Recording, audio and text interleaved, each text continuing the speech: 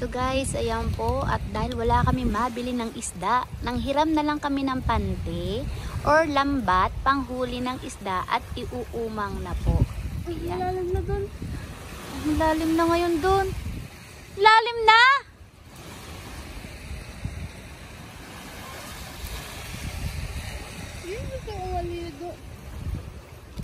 Grabe. Lalim na dun, oh. Samantalang pagkahapon, ang babaw lang na yan.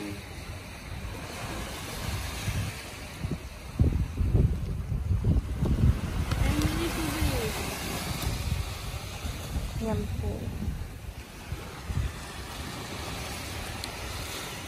Wala kami mabiling isda. Stranded kami. Walang makapangisda dahil malakas ang alon, malakas ang ulan ng mga nakaraang araw. Sa kakagabi, malakas ang ulan. Wala pa rin biyahe ang barko. Handun pa rin yung barko namin. Ayun guys.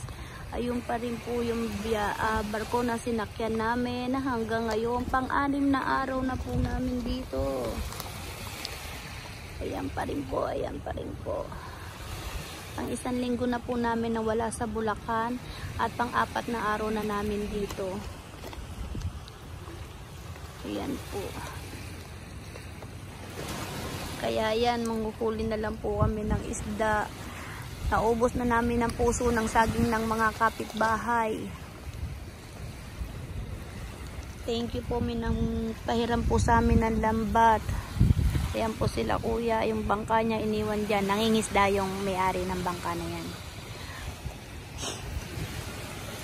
At yung hantik po kami na inuulam. Teros.